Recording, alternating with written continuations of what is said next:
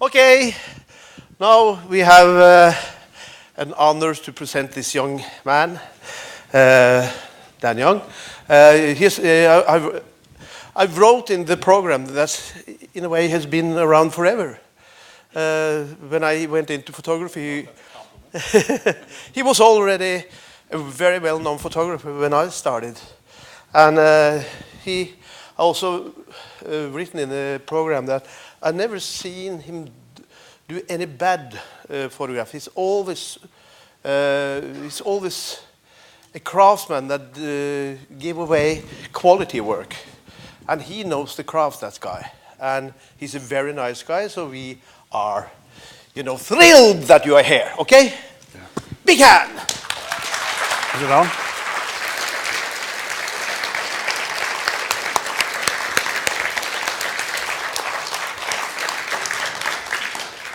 Does this thing work? I guess it does.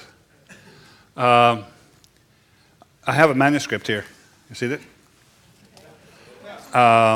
I used a number of days, a week and a half, writing this. And I sent it off to some friends, one of them in Canada and one of them in Oslo, and they corrected it for me. And it's perfect. And this morning, I took half of it and threw it away, because I understood it wasn't going to work. So my heart tells me, this is going to go great. And my tummy tells me, you're full of shit. So we'll see what happens, okay? We have a good friend, Gry and I, my wife, we have a good friend and a man by the name of Henning Carlsen. He's a Danish film director. His most famous film ever was one called Hunger, in English and Norwegian, Sult, from the 60s.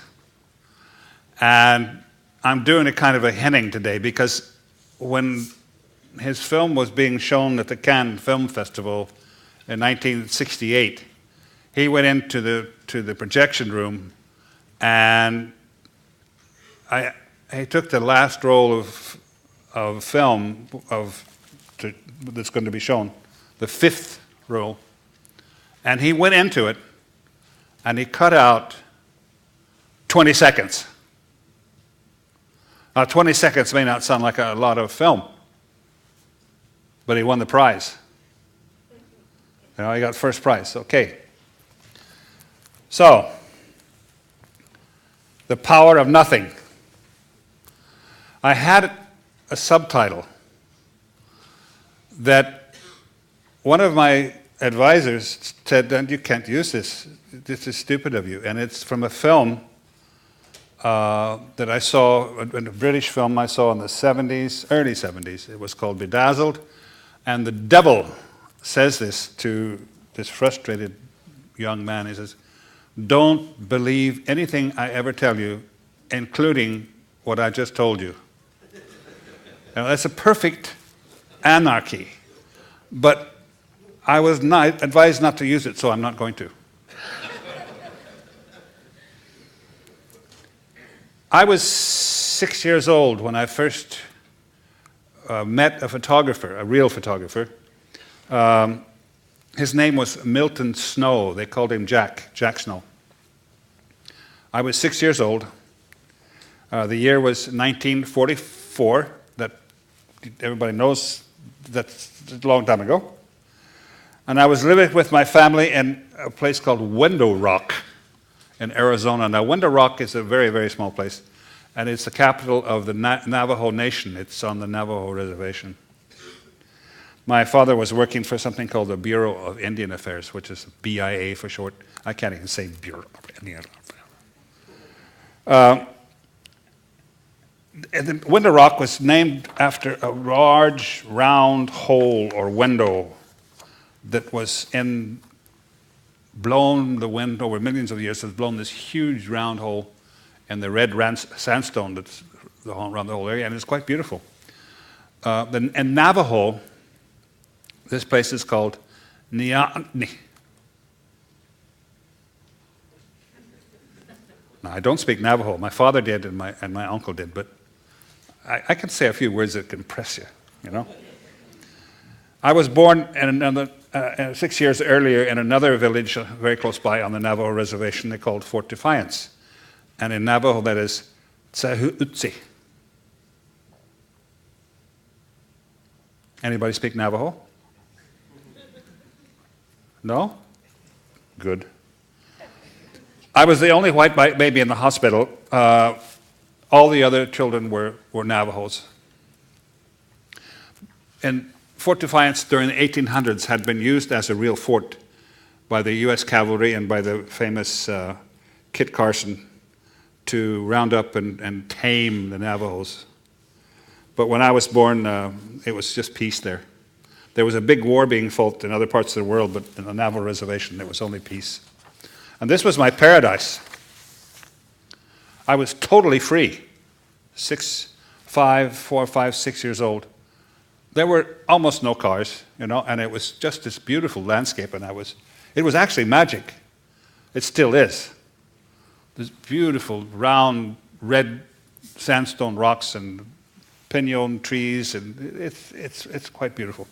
And I'm sure that has had a lot to do with my aesthetic view of the world. My playmates were about 50-50 white kids and Navajo boys. But there were only about 5 or 6 kids, right? But we would play and play and play and play. A boulder was suddenly a stagecoach, and we were fighting and killing Indians. Now, half the guys with us were Indians. But it didn't matter. We were playing anyway, and we loved to shoot each other. Bang, bang, bang. We killed each other at least 10 times a day. But we'd never seen a film, and TV was a long ways off, but we knew how to shoot. Then one day my father came with this man who had a really big black camera. At first I didn't realize it was a camera because I'd only seen these little ones that my dad took pictures of us with, but this thing was huge. Now this guy's name was, like I said, Jack Snow. And now I want the first picture up of Jack. Just push. Oh, it's there. No, back. Go back.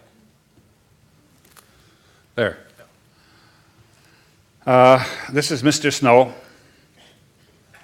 This is a self-portrait taken in the Arizona desert, which was quite much further south from there.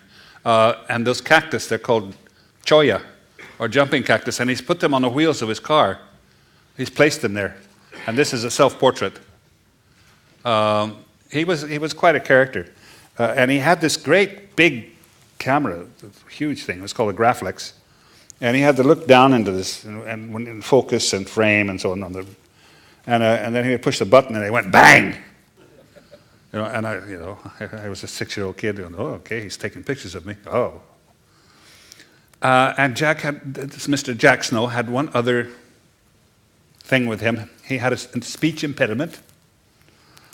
So he had difficulty speaking, so because when he started talking, his head would jerk back, and his tongue would stick out, and copious amounts of saliva would go all over the place. And he'd go, wham, bam, saliva. I was mesmerized. That's why I became a photographer.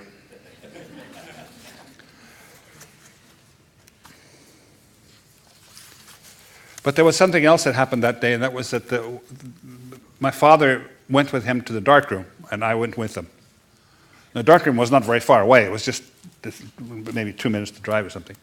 But I wasn't allowed into the darkroom. My father, for some reason, he didn't want me in there.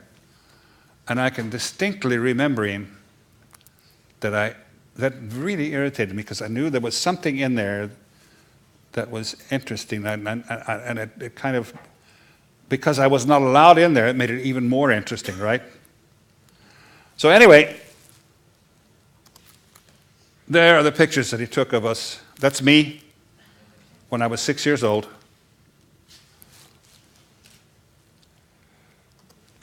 I had big ears. Huh? Serious kid. Serious kid. I've got to be a photographer. Serious kid. Big ears.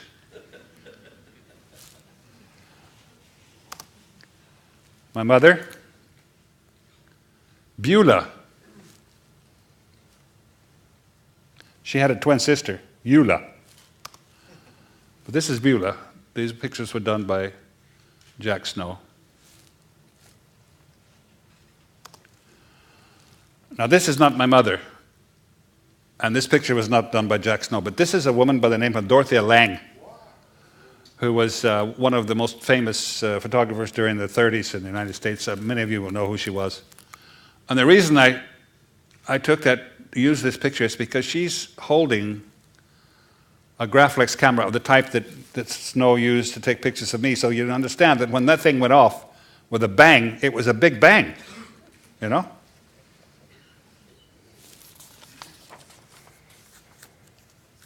Excuse me, how old are you there? 6. Or as they say, how old are you? 10.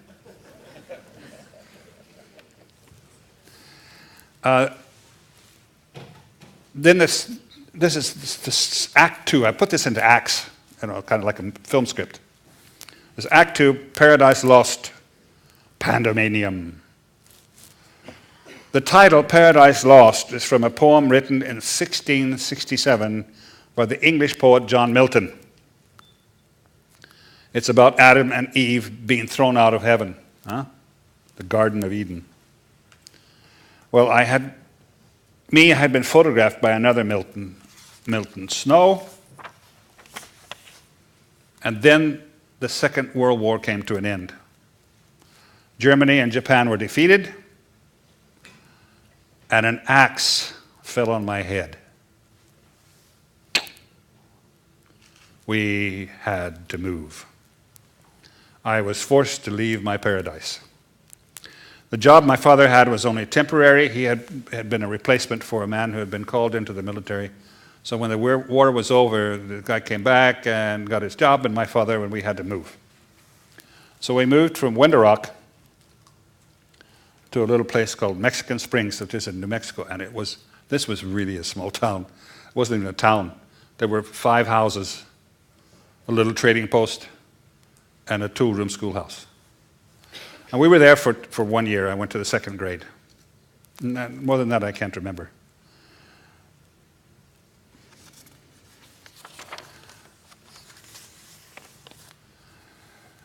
I was really disappointed having to move from Window-Rock. That really bothered me. I knew that if I left Paradise, I would never be able to find it again. I just knew it. And looking back, I'm wondering if it was perhaps just as much the fact that children like stability. They do not like things to change. I had lived a very stable existence for as long as I could remember, which was not very long really, but long enough to know that I did not want to move. I tried everything to stay in Window-Rock. I tried everything. I screamed, I hollered, I threw myself on the floor. I even tried hiding behind the cat because they were not going to take the cat with them. But it didn't help. And I think, I guess I really have spent the rest of my life, up to now anyway, trying to regain that feeling that I had when I was free to play, do whatever I wanted to, that feeling of being totally immersed in the moment. This was paradise and it was mine.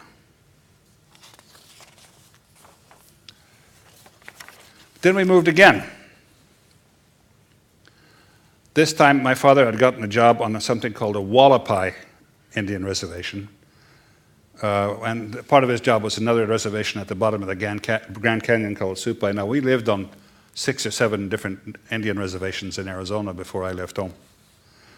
We moved to a little village called Peach Springs. Now, Peach Springs is not a very big place, but it was much bigger than Mexican Springs, but it wasn't very big anyway. There was, during the 1800s, some Mormon missionaries had come through. There was a spring there, a natural water coming up, and the Mormons had planted some peach trees, therefore the name Peach Springs. But when I got there, I couldn't see, there were no peaches, there was no spring, nothing. It was kind of a dreary place. But Highway 66, the famous 66, went through there. It still does. It's still there. And the Santa Fe Railroad went by. It was loud. Here I started in the 3rd grade of school. Now I'm getting to cameras. Just be patient with me, okay? I started third grade, and it was a one-room schoolhouse, okay? There were 8 grades, 1 room, 1 teacher. There were never enough students to fill all 8 grades. I think there were 6, maybe 7 students. But in the third grade, we were 2. There was me and Ernie. And Ernie was the sheriff's son. Ernie was cool. He was really cool dude. And one of the coolest things about Ernie was his hat. He had a cowboy hat. And he would go around with his cowboy hat, and he, you know, we're in the third grade, man. And he'd put his cowboy hat like that, okay? Now, he couldn't see a damn thing, but he was cool. So we were in the third grade together, right? And I don't know why, but I graduated from the third grade onto the fourth grade, but Ernie had to take the third grade over again. And that wasn't very cool, but it didn't make a hell of a lot of difference because we were still sitting beside each other. He just had the old books, and I had the new ones, you know. That was all.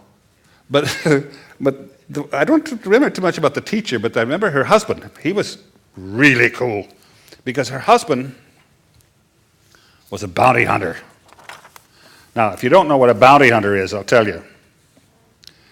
A bounty hunter, in this case, this husband had a pickup, and he had 3 or 4 hound dogs.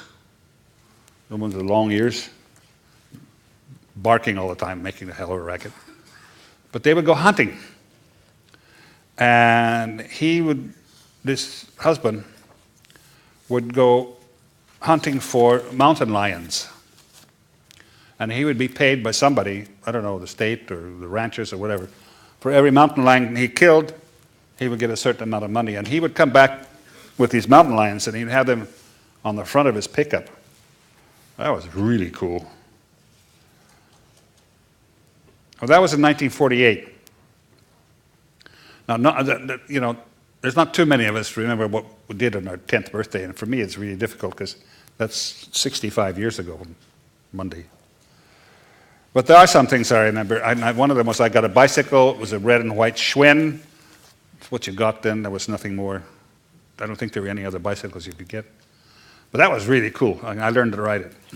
My father running beside me. Oh, great. But then I got another. This was my first camera. And it was a little box camera like that. It was called a Brownie Hawkeye. Great name. And it had a little tiny viewfinder like this, you know, and you look down that and you press a button. And I took pictures with my Hawkeye, and it was a 120 roll of film, and it gave you 6 by 6 pictures, which were about that size, but they were really, you know, cool.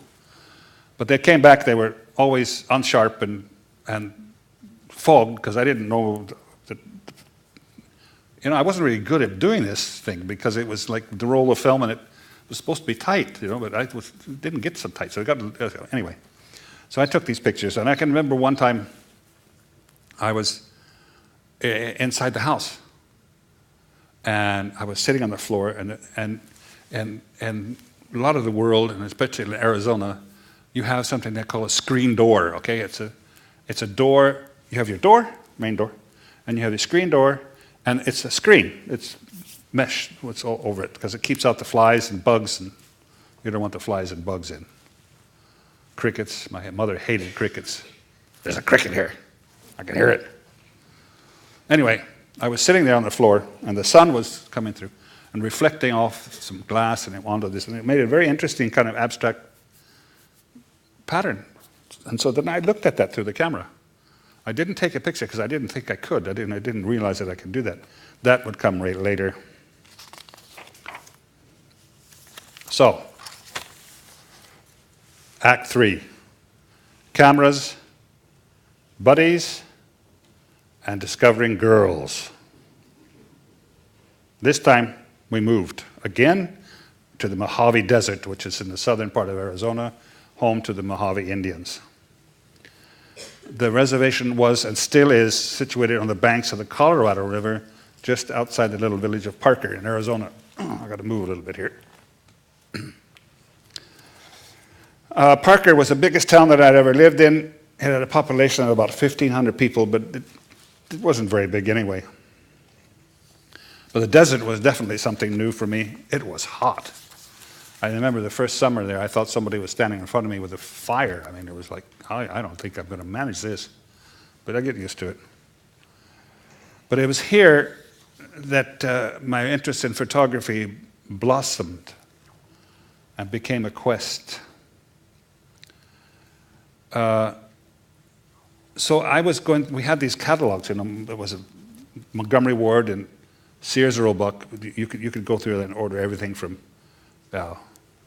sewing machine to women's panties to darkrooms. So I ordered a darkroom, and it was safe light, a contact printer, some trays, some chemicals. So I would go out and take pictures, develop, My mother helped me fix this. There was a room beside the garage. It wasn't very big, just a little place like that. But it had a window, so we had to cover the window with something. And then she put up a curtain over the door because, to get it dark. But that was just perfect. It was perfect timing because there was something else that happened in my life. Now the darkroom came in really, really. It was more than just for developing film because I had discovered girls. And that was cool. Because in the darkroom, the girls wanted to go. Now, it was summer, and there was no ventilation in this place. It was hot. You'd get soaking wet. When I was working with my contact prints, my sweat was dropping. It was terrible. And then you're going to play kissy face with these girls, and you're all wet and sweaty, and it's not very romantic. That's not very cool. But there was one girl, she was a little bit taller than I, so it was okay, because I didn't drip sweater on her, But then we had the river, the Colorado River was going by there. It was right on the banks of the river, basically. The Colorado River comes from Colorado, the state of Colorado, runs through Arizona, and it's the water that dug out this huge canyon they call the Grand Canyon, which is magnificent. Fantastic place. If you ever get a chance to go there, it's worth it. Anyway, it goes through there and then heads south, and it came down, and then it goes out into the Gulf in Mexico. But right there, it was our little paradise. Okay.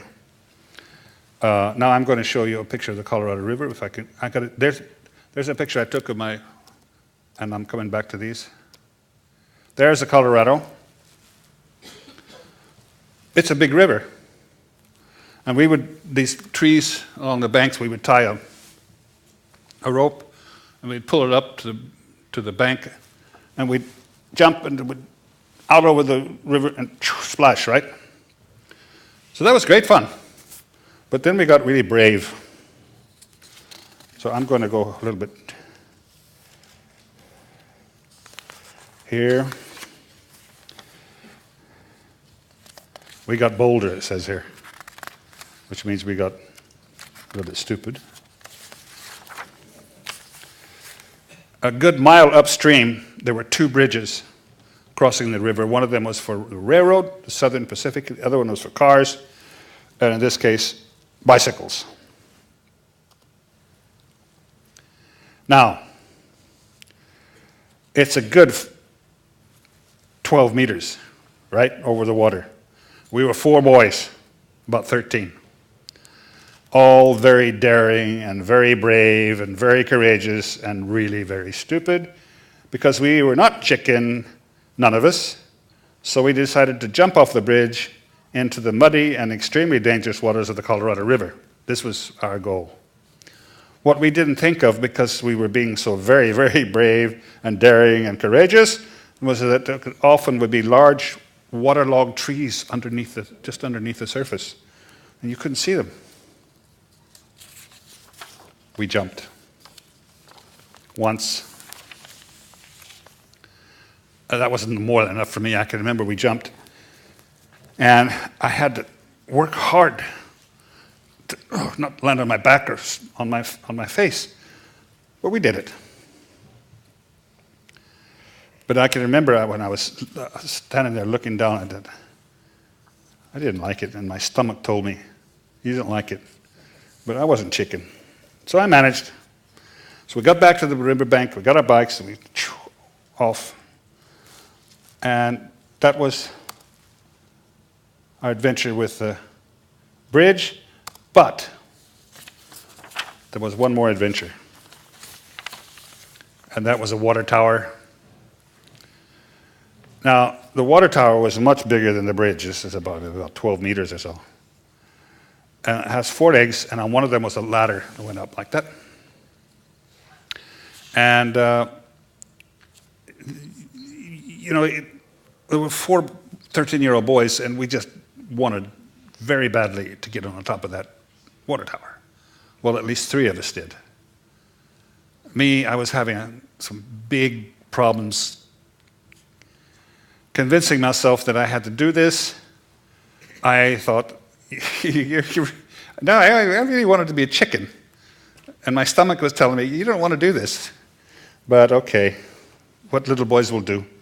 But there was 2 problems. One was that it was in an area where there were offices and buildings and stuff, so people would see us, and we didn't want that. So we had to do it on a Sunday.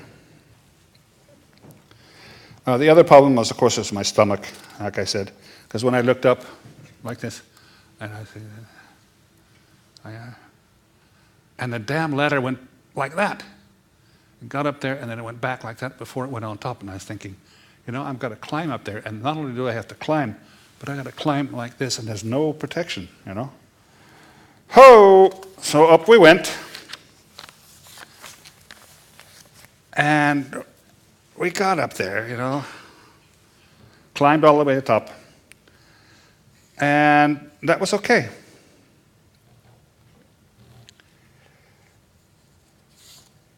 I managed. But when I got on top of the tower, I suddenly understood I was going to have to climb down again. That I hadn't figured out. I got to go down again. That was the worst part. I was thinking, I don't want to do this. Maybe somebody can come get me in a helicopter. But it was Sunday, so go down, boy, go down. So we did. Then for 2 summers, when I was 13 and I was 14, I got a job working for my uncle. Now it's getting interesting. This was on the Navajo reservation again. And the job consisted of stocking the shelves in the store, running the cash register, and driving the pickup. Now, I was 13 years old, but on the reservation you didn't need a driver's license, so I could drive. So, and my father had taught me, so that was not a problem. That was really cool. The customers were all Indians, and they would come and do their shopping and get together, a group of them, and I would drive them home. They would jump in the back of the pickup, and the father went in front, and I'd drive them home. And I'd do that 2 or 3 times each day, right? I remember one guy, he was maybe 40, I don't know, he seemed old to me, of course, but I was only 14, 13. And he would come over, and he couldn't speak English. And he was very much in traditional old customs. And he would nudge me like this and smile. Okay, so I drive him home alone. And he liked that. Now, I have a picture of him, not of him, but of one who reminds me very much of him. No, I didn't.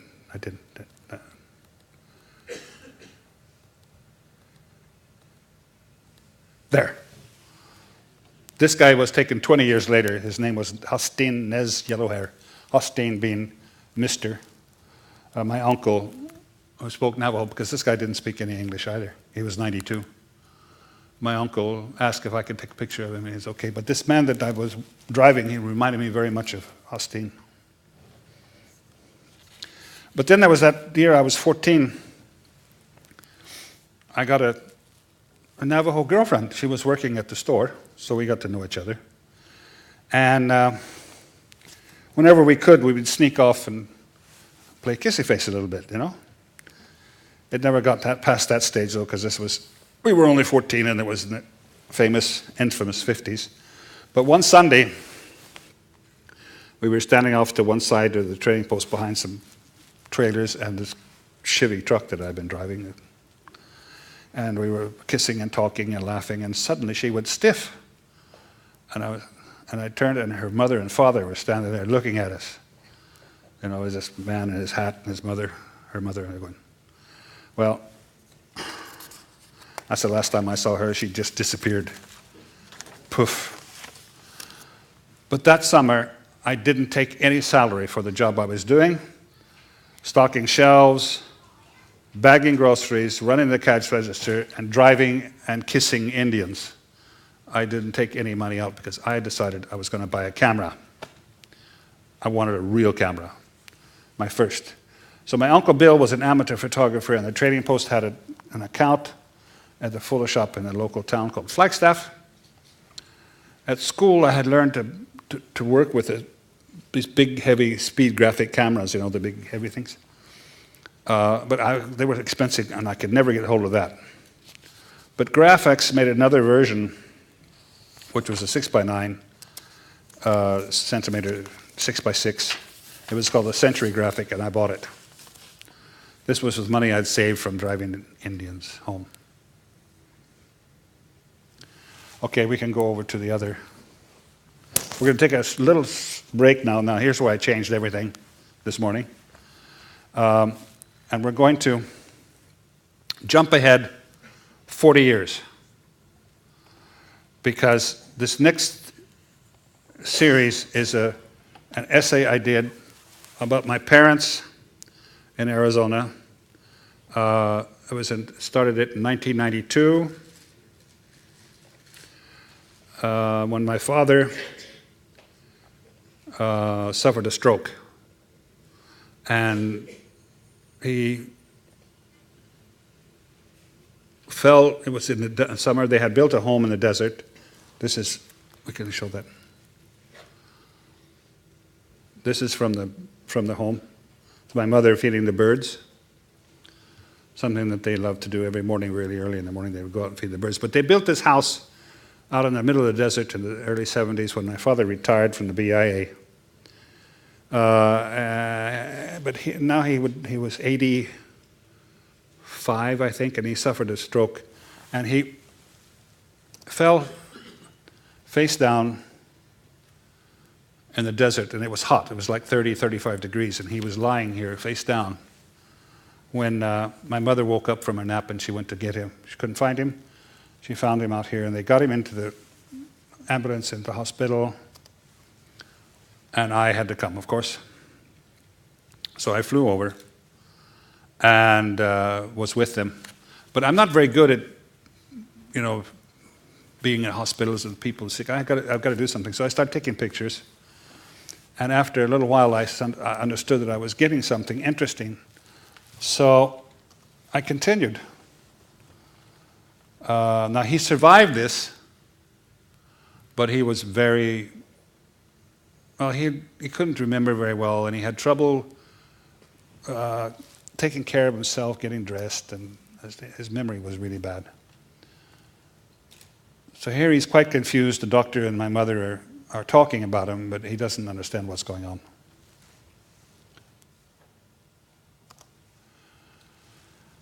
But the doctor told her, and the therapist told her, and the social worker all told her the same thing. You can't take him home again. Don't even try. She was 83, he was 86. It'll kill you. So here she's telling him that he's not coming home, that he's going to go to another home. He didn't really understand this.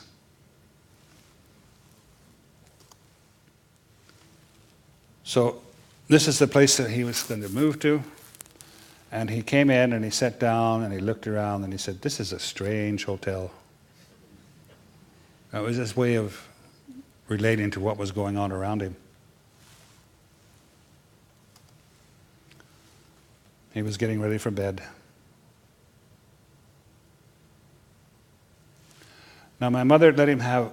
Had been in the railroad. I worked in the railroad when he was a child. His father had worked in the railroad, and so the time was important for him. Clocks, railroad timing. So he had to have a watch. But my mother was afraid that if he had his watch, that it was going to get stolen, because this was a very open. So she gave him a watch that didn't work. But he never noticed it. As long as he could look at it, it was okay. You know, my watch, time. She was driving to him every day, bringing him something to eat, something she knew he liked. She became very, very dedicated. And I spent 3 months with him. And I saw how all the relationship changed. And this is why I call it invisibly close. Because they had been married almost 60 years. And, you know, it's like they were furniture to each other. They didn't really relate. But this suddenly changed everything. And so she really grew on this. She had to stretch herself beyond what she'd ever done before. So she was beautiful.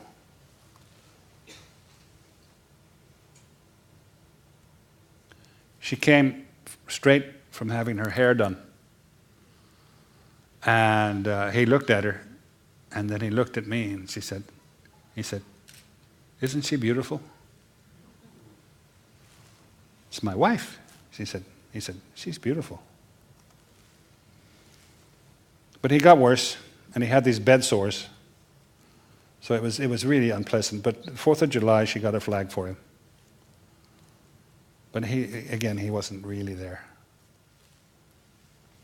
And sometimes he wouldn't recognize her, which I think was probably the most difficult part for her.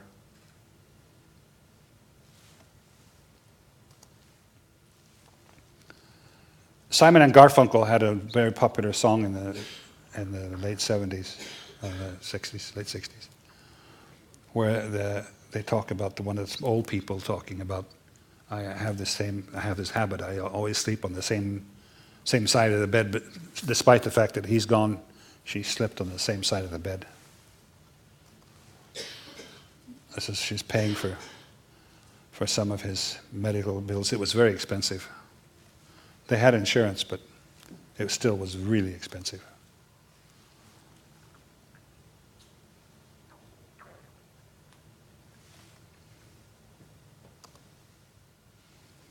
Halloween, she came with a carved out pumpkin. Halloween's big in the States.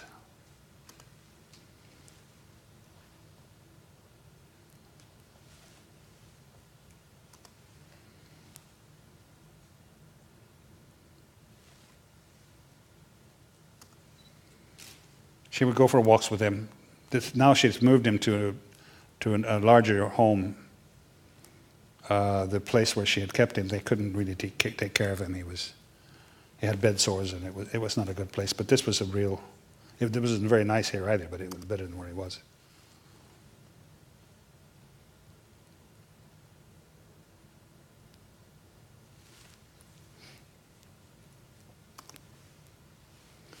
This was the last picture I took of him, just moments before he died. And she's leaving him for the last time.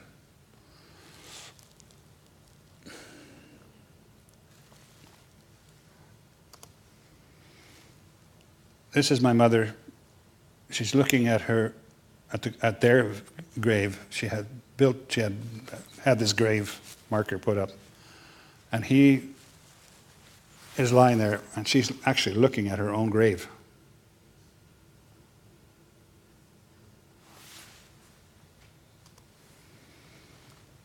The quail would come in, they would feed them every morning. This is the last picture I took in the series, really, and this was when she was dying. This is only moments before she died. And I took this picture thinking, I'm going to have to take this picture, but I'll never use it. I'm never going to show it. But then about a year later, I woke up one morning and said, I got to have that picture. I just got to do it. So I took the picture. And this, of course, was my father. He was, before he died, he loved to go out in the morning and feed the birds. And so, that's my whole thing. Oh, that's me. We don't want that one.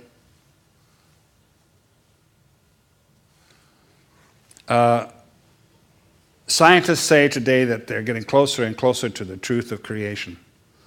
What actually happened when the whole universe was created, if indeed it was created. Or has it been here forever and ever? Or did it start from nothing? That has to be one powerful nothing.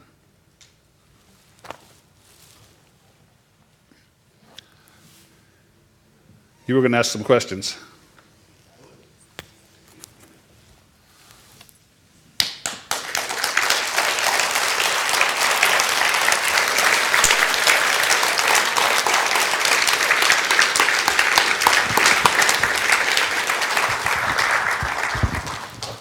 But you can start. Well, I can actually start with one thing. I had an experience here a couple of years ago where I was showing some pictures at a nursing home, old people's home. And I had chosen some black and white pictures. I'd done this before for 2 or 3 different places, but this is one special place. And I was showing some pictures mostly of children, little girls. And they were like this, you know, and I hung them up in this old people's home. And they were to stay there for 3 months. So after 3 months, I came back to pick them up. And there were only 2 pictures hanging there. The rest were gone. I thought, I don't think old people are going to steal my pictures. I mean, they might like them, but I don't think they'll go steal them. But then a nurse came by and she looked at me and said, I didn't do anything. I had nothing to do with it. I had nothing to do with it. I said, what do you mean? She said, well, you have to talk to the people downstairs. So I went downstairs. Yeah, they had taken them down and locked them away. Censored them. And I thought, why? And she wouldn't tell me. But later I found out, and I don't have those pictures here, but I have them there. So I can find them, show some of these. I'm not connected to anything, am I? In the meantime, we can start some questions. Yeah. Do you have questions? Come on. They know everything, so. Do you recommend people working on film set, still photography? Would I recommend that? Yeah. Yeah, it's very special. It's not, it requires quite a bit of patience, and you're completely dependent upon the first assistant director and the producers and others to help you, because you really are in the way. Yeah. But you got to get the pictures because that's what you're getting paid to do. So you got to get the pictures. So you really are sore in their side. But it's interesting. You get to know a lot of people. There are not that many stills photographers anymore. No? I don't think. Seriously, I don't think so, because everything's being done digitally, and they just take frames right out of the. Oh yeah. So there's not really that much of it. No. How many films have you done? 40. Huh? Something like that. Is that censored? I got censored. Here's the pictures. There's one of them, and I thought that's got to be the picture that they wanted to censor. This is our daughter when she was 10, and I thought, well, you know, Norwegians, they're used to children going around without. But that's when she's falling backwards, and there she's coming up again. Okay? That wasn't the problem. Uh-huh. It was this one. Why? Yeah, that's what I said. Why? Because, I mean, it's one of my icons that's been published all over, Yeah, and I know. people have seen it. The famous photograph. They saw it as if she was drowning. And I think because they were towards the end of their life and breath, Yeah. Oh, you yeah. know, and they thought, she can't breathe. But that wasn't the only one. This one, It's incredible. this one was down.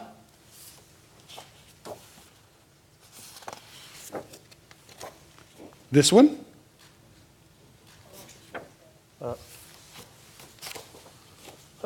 And this one. It's beautiful. It is beautiful. So I'm actually pretty proud of the fact that I've been censored by an old people's home. Yeah, that's one. There are not many people in the world can say that. Dan, do you enjoy taking photographs as much as you did before? Oh yeah, yeah. It's different in a sense because I don't go out. Well, I do. I go. Yeah, sure. In fact, maybe even a little more because I've found aspects of myself that I've been exploring, and some of them you can see at the exhibition here. And those are very different than one aspect of me, but I also have so-called street photography that I've worked with, and the colors are very special. So I have great fun. What happened the first day you arrived in Oslo? For the first time? Well, I came by boat. Yeah. The Stavangerfjord.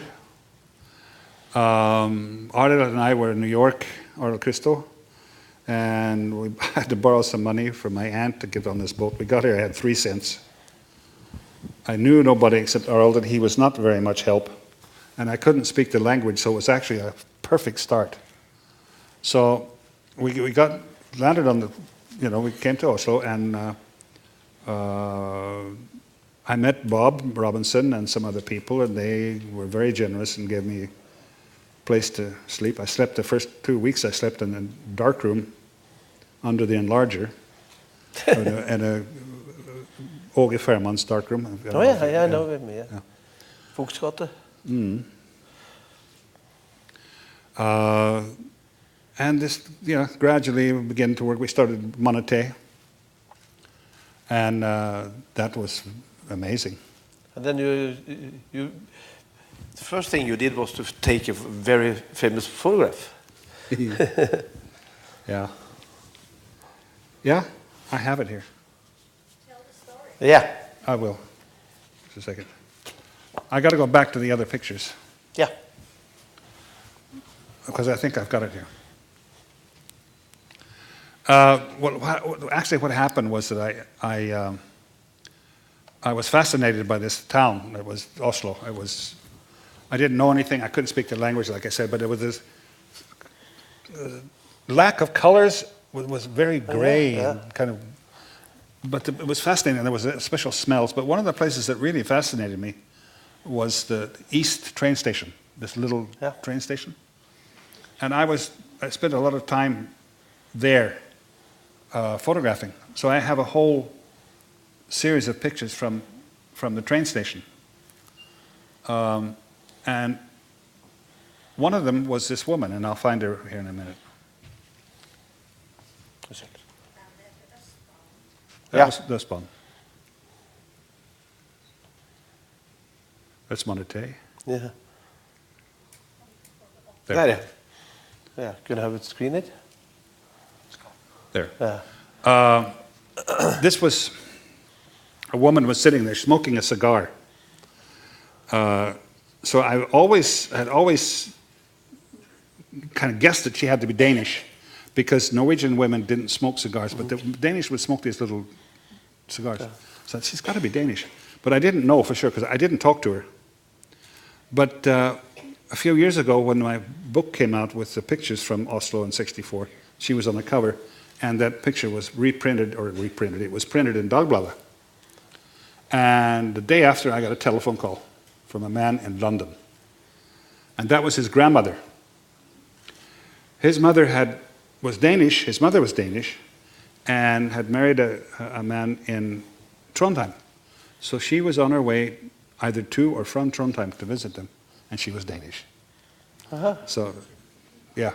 Because That I think that was the first photograph I saw of you. Yeah. Yeah. And we also picked that one to the book 103 Portraits, Norwegian Portrait. Can you tell a little about this one? Could you tell about Yes, this beautiful photograph? This was done in Bob Robinson was he was fantastic. Could you tell them who he is? I know, but Yeah. the audience. I can do that. This is Monete. Okay, on the left-hand side is Arild Kristoffersen, or Christo, Christo. as he called himself. Very famous guy. Yeah. Yeah. The woman there is Lila Everson. She was our kind of our agent. Then there's Bob Robinson, who was an American photographer who had been living in Norway from 1952 to 1966 or 67, 65. And you did a project of his work, didn't you? So are you. Yeah. You're going to do it here. Yeah. His pictures. Yeah.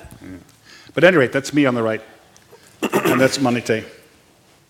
So Bob wanted to. We should make a lot of money, right? Quick. So he decided we were going to do some fashion, and we were going to take all this stuff with us, and we were going to go to the Canary Islands. This was in 1962, right? So we were going to go to the Canary Islands and shoot fashion. Shoes, bags, dresses, swimming shoes, swimsuits, everything. And so we did, and we left by car here on the 24th of December, and I drove all the way to Cadiz in Spain. Wow. Where I drove all the way, and then I gave the keys to Lila, and she immediately crashed the car and totaled it. But we took the car, we went to the Canary Islands, and we used 2 months taking pictures there. And this is one of the pictures I got from that session. Of course, Monete went broke on it. Everything went wrong. This is a picture from one of the first pictures I took in Norway. This was in '63. And this is me at the Checkpoint Charlie. Oh, This is Manfred. Arild did an essay on Manfred at Checkpoint Charlie that was published in Look magazine, the London Times, German magazines. It was published all over the world. But I was with him because he was not too sure about his English, and this was American yeah. at Checkpoint Charlie. So this is me with Manfred, and that's East Berlin in the background. This is from a series I did in Coolidge, Arizona. This was in '72. One of the first big essays I did when I got back to the States. These pictures are in my book.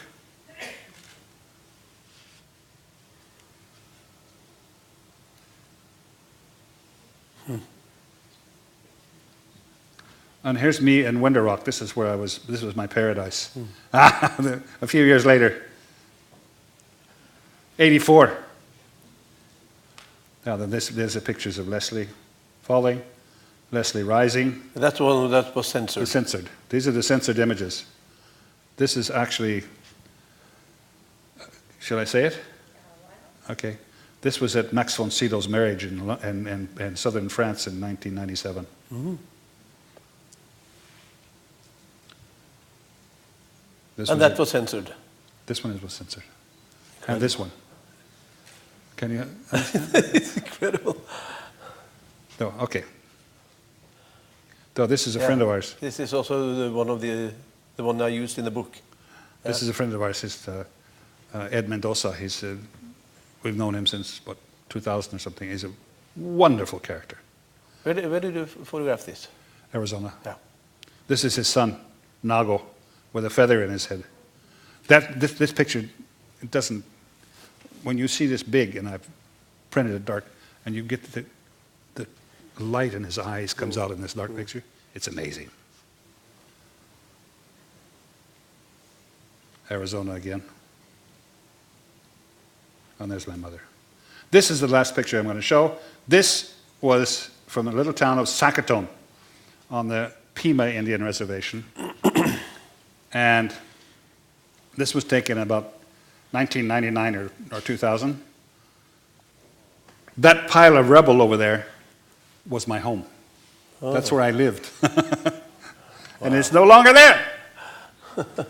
Okay. I got no more pictures. Tell me a little about your feelings when you photographed your mom and dad Yeah. dying. Did you use it or take the photographs for a sort of a memory, or because you needed something to do, because to compete with this sorrow? It wasn't because I needed something to do, and it wasn't because of memory, but because I was working. I had gone to the Norwegian Film Institution with these pictures, and I said, I want to do a film. And they said, okay, and they threw some money at me. It wasn't very much, but okay. So I continued taking pictures of my father and the black and white stuff. And I took a video camera and I filmed my mother, because she was still alive and you know, driving and working. So I put that together into a film called Invisibly Close, or Usynlig nær, and that's gone on Norwegian television. So in a way, it was beautiful for me, because I was able to put a distance between me and the fact that these were my parents. I saw them as people, beautiful people who I loved and adored, but they were people, and they were going through a hard time, and I was there recording this, or maybe more than recording it, I was inside of it. But still at a distance. It was like, in Buddhism they say, get involved in the worst things of the world from a distance.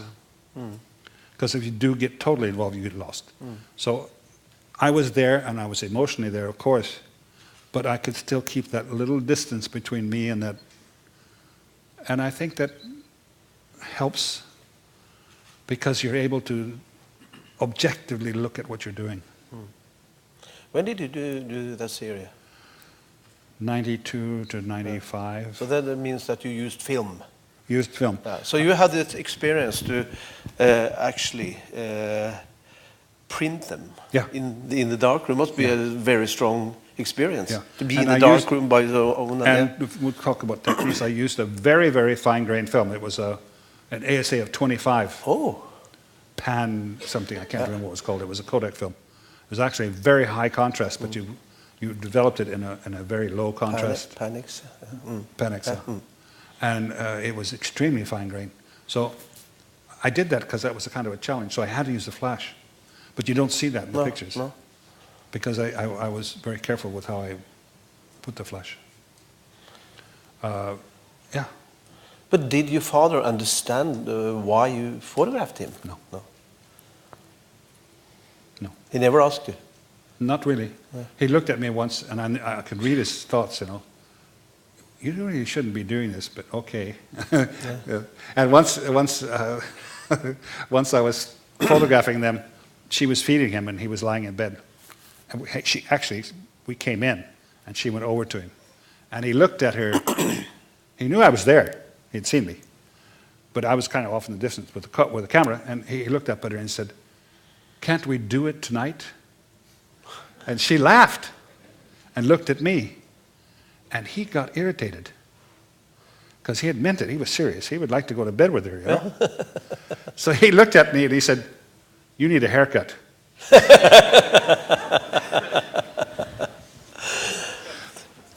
Are you doing some new project at the moment? Yeah, I am. Now we're going to open another door, but I'll do it briefly. I've been working on a project for about 15 years, and I'm still working on it. It's a film project. And I'm writing. I tried writing with others, and it hasn't come out the way it should be, and blah, blah, blah. But I'm writing a manuscript. It's called The King, the Poet, and 50 Tons of Gold. In Norwegian, Kongen, dikteren og 50 tonn gull. It's King Håkon Nordahl Grieg and the gold transport out of country under the nose of the Germans. 50 tons of gold. Based on the true story? Yeah, it's a true story. And I'm going to make it into an animation film. Oh. I'm not going to take a picture. I'm just going to tell everybody else what to do.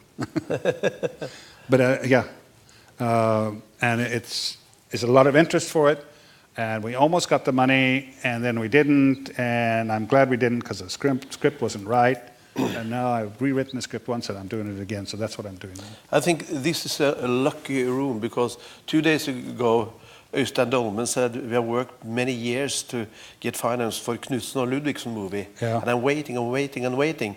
And the day left the day after he got all the money. That was great. Yeah. Hey, you got it. Yeah.